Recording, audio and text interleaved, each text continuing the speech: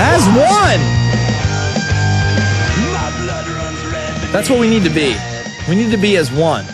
You know, that doesn't mean we have to think alike or act alike or to conform into this, global system, this non-individual society. No, that means that we have to come together as a free humanity and accept our differences. Accept the fact that we may not share the same beliefs. But we do believe in the Constitution. We believe in the Bill of Rights, and we believe we can win.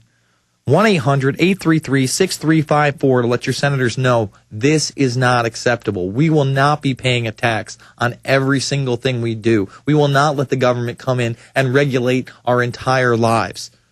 Eric in Kentucky, you're on the air. Yes, hey, sir. Jason, how you doing? I'm all right. I just had a couple of things to talk to you about. I'd recently read the book Propaganda. By Edward Bernays.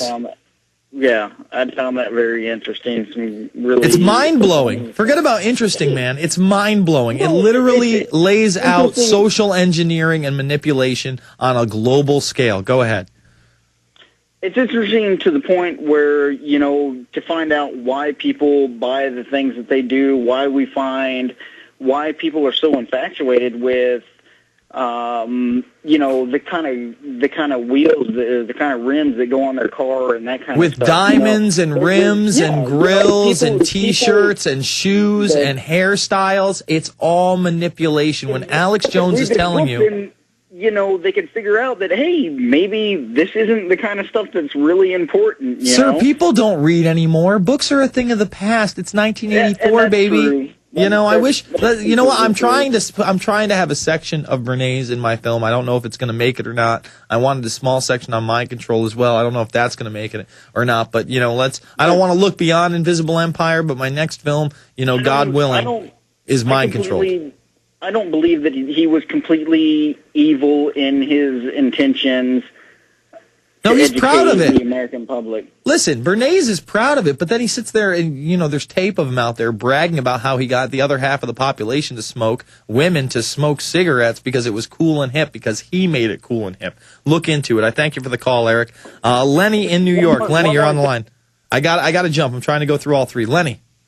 Hey, Mr. Bermas, this is Lenny the Zombie from before, and I just want to say that, every single apartment that I service is going to get a new copy of Obama Deception because they need to hear the truth.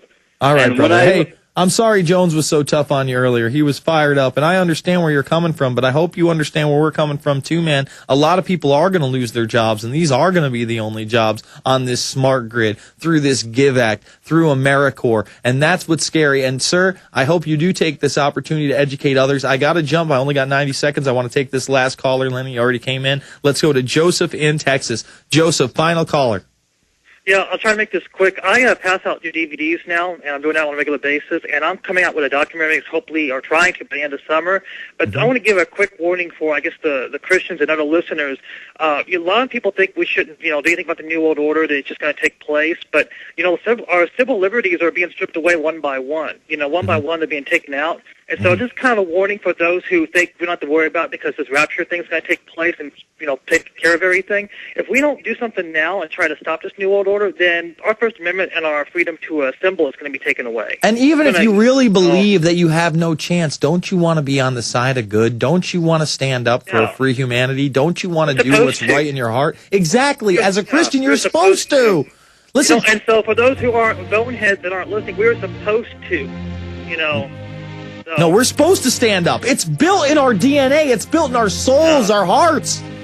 Yeah. We're pack beings. We're pack. Listen, whether we're animals or not, who cares? We have a soul. We should look out for one another. We should love one another.